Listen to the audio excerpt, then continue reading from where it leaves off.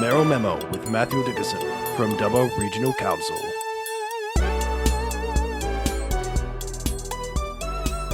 Mayor of Dubbo Regional Council, Matthew Dickerson. Good morning. Good morning, Rod. Good to be chatting to you today.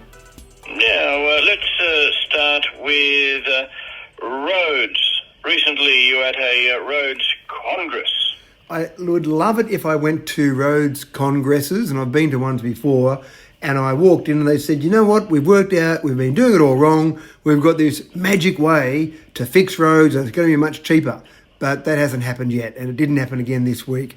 Really, it's about a discussion about funding. How can we get enough funding for roads?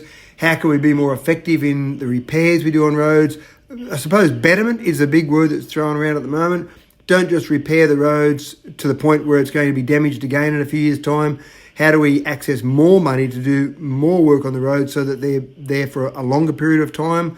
So a whole range of issues of discussion. But I used to watch that cartoon movie called Cars. And when my kids were young, I don't watch it anymore, Rod. I don't sit down and watch cartoons that often. But with the kids, and there used to be the greatest road repairing machine in the world in that cartoon.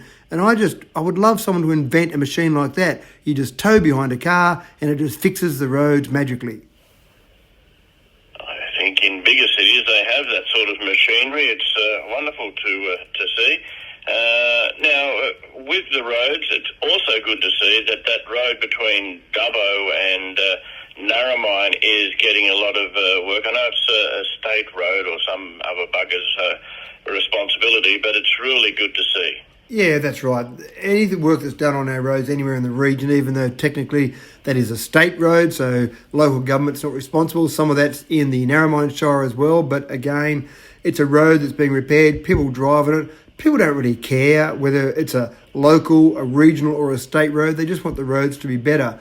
And that's part of the discussion we had at the Congress this week as well. It's so much confusion with people. There was discussion about handing over lots of local roads to the state government to make them regional roads. Would it have made any difference? The state government didn't take all those roads over. Would it have made any difference? It still needs money. And you're probably all getting money from the same spot, and that's from the residents of the state. So I don't know there's any magic solution, Rod. And no word yet on getting good repairs, dual carriageway between the beautiful city of Dubbo and that other one just a little further south, Orange. No discussion on a dual carriageway all through there. Between Dubbo and Wellington, there's been some discussions we've had because we're going to see so much activity. It's already started actually around the Central West Arana Renewable Energy Zone, and that really gets to the stage of encroaching onto Wellington but not quite making it to Dubbo, but a lot of people will be travelling between Dubbo and Wellington as part of that. That's a pretty good argument to open up that road there, but still nothing definite there at this stage. Well, I'm going to be keeping to talk about it over the next few years to see if we can get a state government to do something about it because it is really bad. A solar farm, a new solar farm, a big one coming for the Dubbo Regional Council area. Yeah, and more. A very big one. Lightsource BP own already one solar farm in the Dubbo Regional Council area. When you go from Wellington across to Mudgee, you'll go past a Lightsource BP solar farm there on the left-hand side.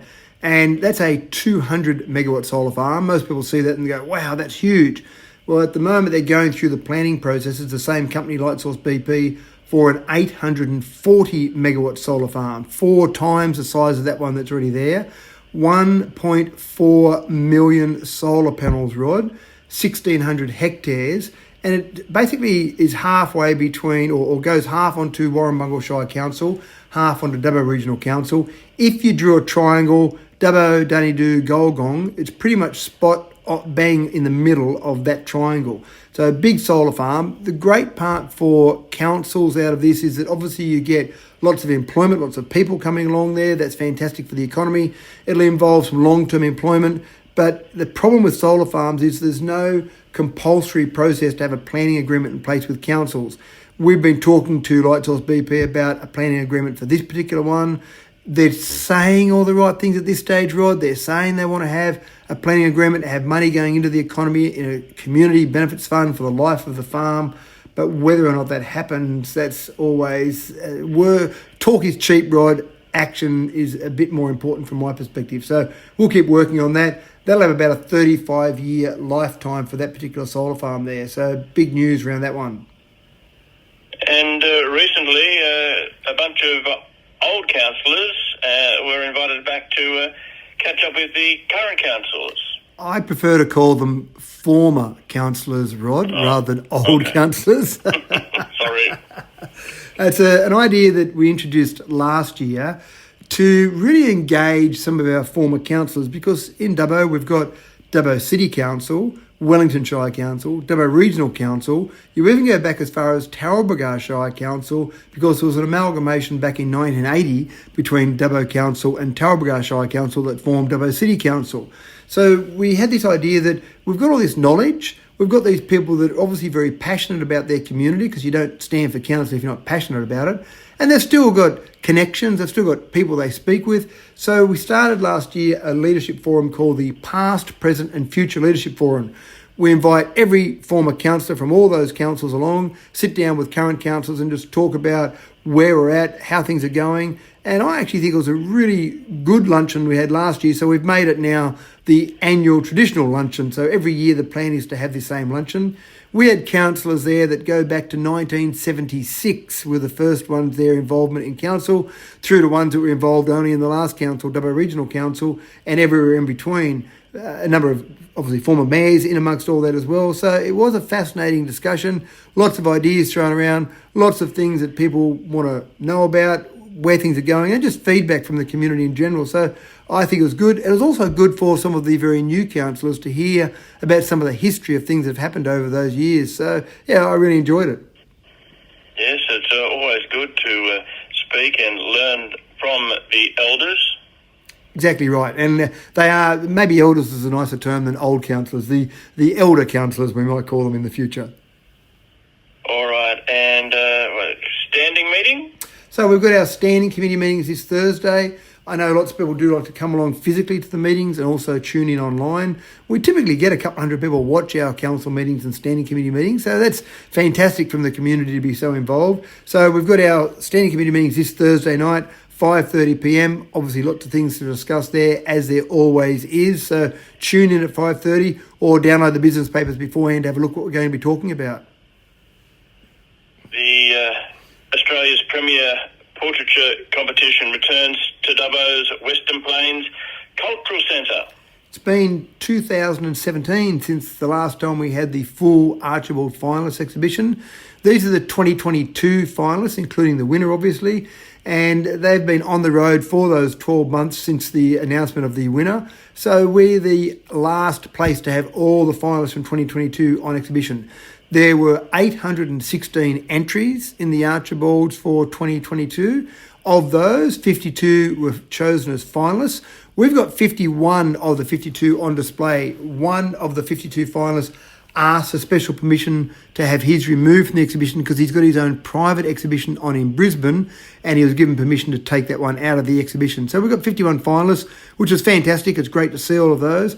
The other thing that's interesting is that the Archibald started in 1921, so you'd expect this to be the 102nd winner of the Archibalds. But a little bit of not well-known trivia, in 1964 and in 1980, the judges determined that none of the entries were of a high enough standard to be awarded as the winner of the Archibald Prize. So there were no winners in those 2 years. So the 2022 winner, the painting by Black Douglas, is actually the 100th, the centenary version of the winner of the Archibald. So come along to the Western Plains Cultural Centre and you'll see the 100th winner of the Archibalds.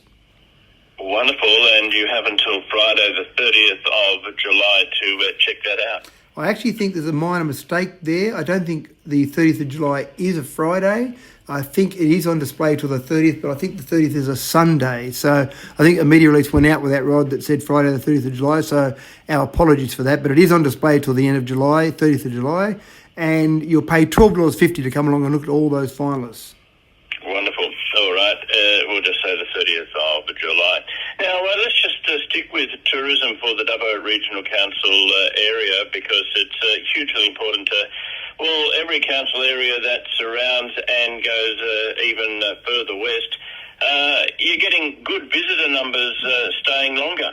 And visitor numbers are coming back after COVID. But again, exactly as you said, they're staying longer. So we found before COVID came along, the average number of nights that people stayed was about 2.2 nights. So that's okay, but our objective is always to get people to stay longer. Whenever we talk about more tourist attractions, more things to keep people in the city, it's always about, we've got them here, how do we keep them here? Well, we are keeping them here now. The latest data that we've come out with says that people are now staying on average 2.7 nights. Now, that may not sound like a lot, 0.5 extra nights, but that does make a fair difference to the economic injection of all these visitors. And when we talk about visitors, some people will say, are you talking about people coming on for business or people being tourists there? We talk about visitors as all of the above. So it doesn't matter whether people are coming along in Dubbo to do business here, base themselves in Dubbo while they do business around the region, or come as strictly tourists. They're all adding to our economy. So we often talk about visitors, which encompasses all these people that visit. And even more good news in regards to tourism and people coming to Dubbo Regional Council and further afield. The airport has seen a steady increase in passenger numbers over the past 12 months. And was it March, I believe, had 17,729 passengers. This for a wonderful regional airport. That's great numbers. And again, we're finally back to pre-COVID numbers. Of all the industries that got hit hard by COVID, obviously airports and airlines, that was one industry that really took a hit. So we were pretty excited back a few years ago when we finally started cracking 200,000 passengers a year going through our airport. That was a real milestone that we saw it as, and certainly that was great for Dubbo, great for the entire region. But of course, COVID came along, knocked those numbers out. Those numbers were down to minuscule numbers compared to 200,000. But now numbers are increasing, and we're at that point now, as I said, where the March figures for the first time were back to, on a monthly basis, back to pre-COVID figures. I don't think we'll quite get to 200,000 visitors or users of the airport for this financial year, but if numbers keep going as they are, then definitely next financial year we'll be back over the 200,000 mark again. It's taken a fair while to get there, hasn't it, from the impact of COVID? Certainly has, but good to see that things have gone up and up. Now, what's happening with the Track-O'Reilly track? Well, the Track-O'Reilly Cycleway, very popular area for walking, for running, for riding bikes, park runs there every Saturday morning, so great spot for people to use. Unfortunately, with all the flooding we had during the end of 2022, there was a part of the riverbank that collapsed, which was right near one section of Track-O'Reilly. It's great that Track-O'Reilly is so close to the river. You can see the river there. You can feel very relaxed with the water there. But on the flip side of that, it's obviously very close to the river. So we've had to temporarily divert Track-O'Reilly around that section because we don't want the riverbank to collapse and take people down while they're out walking and running along Track-O'Reilly. That's been a temporary diversion in place.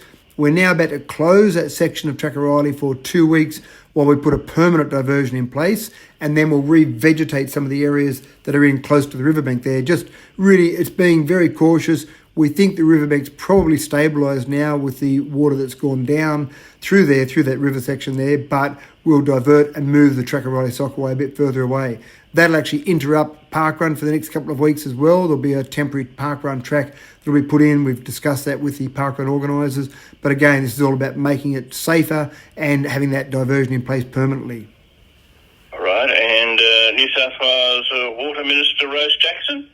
We had a meeting last week in Parliament House, a couple of meetings with some ministers there. In particular, we met with Tara Moriarty. She's very important for all of us in our region. She's the Minister for Regional New South Wales and the Minister for West New South Wales and the Minister for Agriculture. So that was good to catch up with Tara. It's the second time I've met Tara and caught up with her. And I also met in person with Rose Jackson. I've met with her virtually before, but this is the first time I met with Rose in person. She's a minister for everything. Minister for water, housing, homelessness, mental health, youth, and the Minister for the North Coast. So she's got some important ministries that we need to take advantage of. Housing's important for us at the moment. We need more housing. Lots of people want to be in Dubbo. Homelessness is an issue, definitely, and water is without doubt an issue. And I often joke with Sydney mayors that they've got it pretty easy in Sydney because they've got Sydney Water that takes care of all the water for Sydney residents. in regional areas, we've all got to make sure we've got our own water treatment plants running at peak efficiency. So that was an important meeting as well. All right.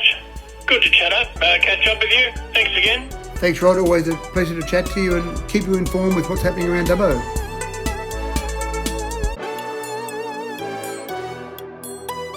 Mayoral Memo with Matthew Dickinson from Dubbo Regional Council.